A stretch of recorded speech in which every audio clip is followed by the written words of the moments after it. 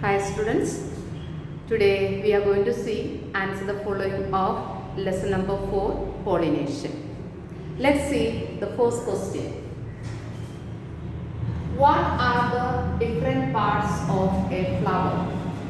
The main parts of a flower are pedicel, receptacle, sepals, petals, stamens and carpels.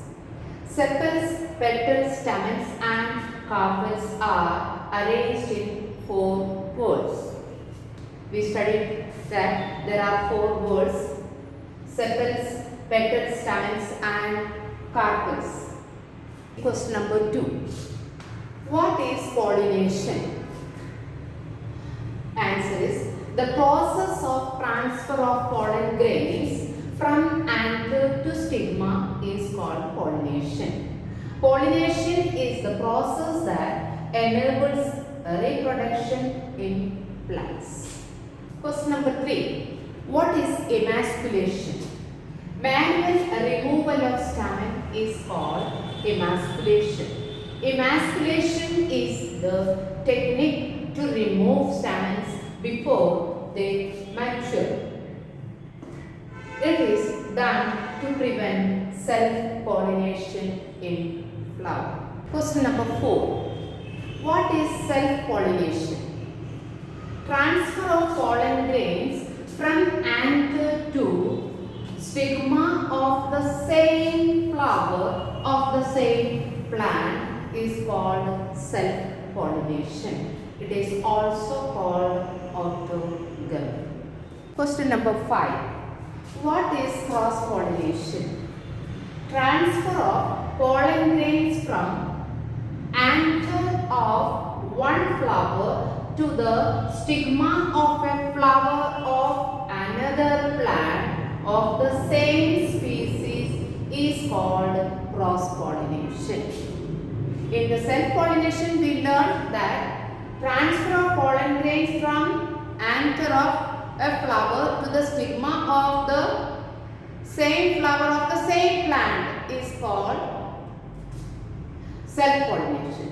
Now here in this cross-pollination, transfer of pollen grains from anther of one flower to the stigma of the another flower of the same species or the same kind of plant. That is called cross-pollination. Question number 6. What is agents of pollination?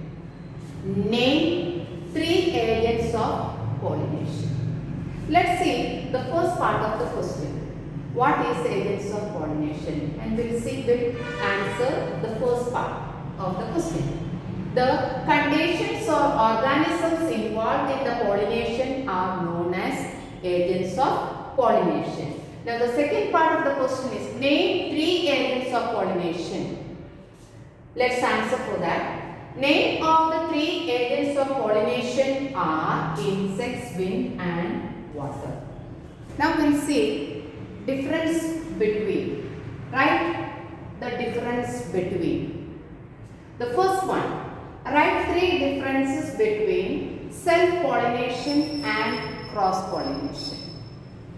We need to write 3 differences between self-pollination and cross-pollination. First one, we have to write self-pollination and then cross-pollination, divide into 2 parts and then write number 1. Transfer of pollen grains from the anther to the stigma of the same flower. In self-pollination, transfer of pollen grains from the anther to the stigma of the same flower. Whereas in cross-pollination, the transfer of pollen grains from the anther to the stigma of a different flower. Okay, that is the first difference. Second difference, in self-pollination, transfer limited number of pollens. In self-pollination, pollens will be limited in number. Transfer of pollens will be limited in number. Whereas in cross-pollination, transfer large number of pollens. Now we will see the third difference. In self-pollination, no need pollinators to transfer pollens. To transfer pollens in self-pollination, no need of pollinators. In cross-pollination, pollinators are required. Require pollinators to transfer pollens. These are the three differences between pollination, self-pollination and cross-pollination. Number 2. What is the difference between unisexual and bisexual flowers? Unisexual flowers contain male and female reproductive organs in separate flowers, whereas bisexual flowers contain male and female reproductive organs in the same flower. Hope you understood this question. What the answer is, unisexual flowers contain male and female. You have to pay more attention here. Okay, unisexual flowers contain male and female. You may get confused. Male and female reproductive organs in the separate flower. This you must understand. That means, in otherwise, male or female reproductive organ is present in one flower. Okay. In unisexual flower, either male or female reproductive organ is present. That is what here it means. Whereas bisexual flowers contain male and both male and female reproductive organ is present. It's clear? We'll see the third one. Difference between insect pollinated and wind pollinated flowers. Insect pollinated flowers and wind pollinated flowers. Then you divide into two parts and then write first one. Large and brightly colored. The first point is large and brightly colored. Why insect pollinated flowers are large and brightly colored? Because the flowers, if they are large and brightly colored, then they are attracted to the insects. And whereas in wind pollinated flowers, flowers are small and inconspicuous. That means they are not attractive. They are small and not that attractive. Then second point, nectar and scent is produced. Nectar and scent is produced in insect pollinated flowers. Again, the insects will go to this flower or insects visit these flowers because they have the nectar and scent in it. That is why these insects visit these flowers. Whereas in wind pollinated flowers, no need of nectar or scent. No nectar or scent is produced because these flowers are not pollinated by insects. They are pollinated by wind. Third point, pollen grains are sticky. Yes, in insect pollinated flowers, pollen grains are sticky. They should be sticky, then only these insects can carry these pollen grains. Whereas in wind pollinated flowers, pollen grains are dry. It should be dry, then only wind can carry those pollen grains. Fourth point, pollen grains are produced in less quantity. In insect pollinated flowers, it doesn't need to have plenty of pollen grains in it. Whereas in wind pollinated flowers, pollen grains are produced in large quantity. If it is in large quantity, then few pollen grains will get stick to the stigma of the flower and then pollination takes place. Okay. So, insect pollinated flowers and wind pollinated flowers difference you understood. Hope you understood. Again I will repeat. The large and brightly colored insect pollinated flowers should be large and brightly colored. then insects gets attracted to these flowers.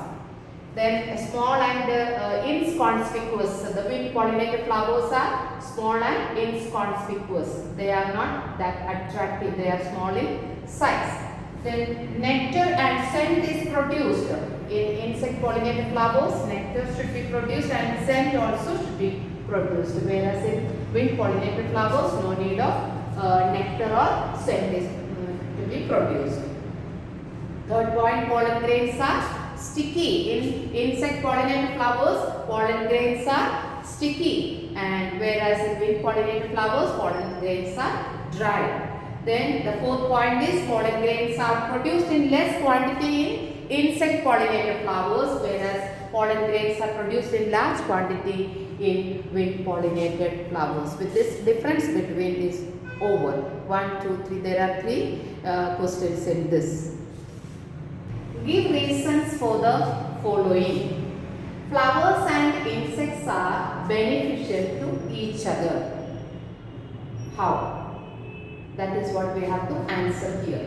Plants are pollinated while insects obtain valuable sources of food. Insects visit the flowers for their food, that is nectar.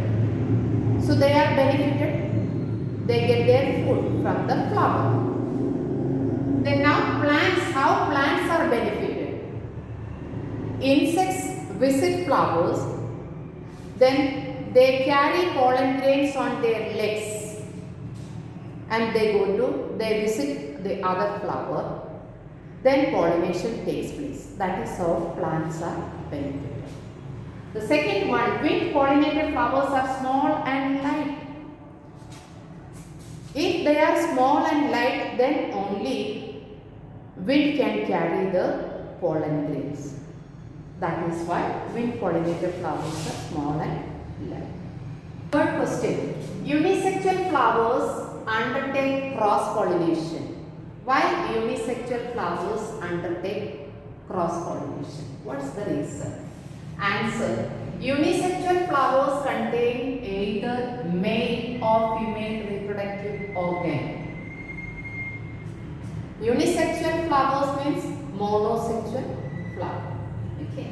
In that, only one reproductive part will be present, either male or female. So, to have pollination, both the organs should be present.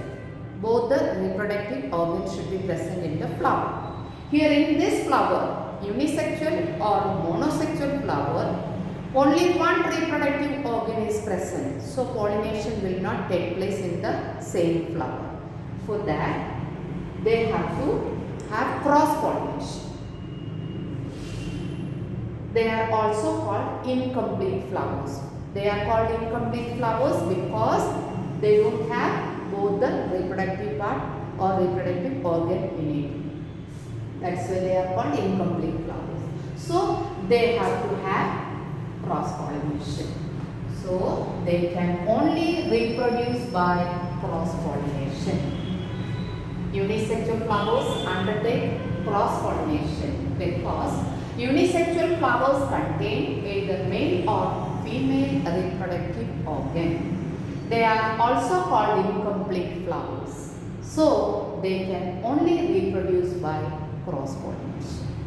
Hope you understood all these questions answers. We have done answer the following. Then we have done difference between. Now we have done give reasons. With this lesson got over. And if you like my video, please like, share and subscribe. Press the bell icon to stay tuned.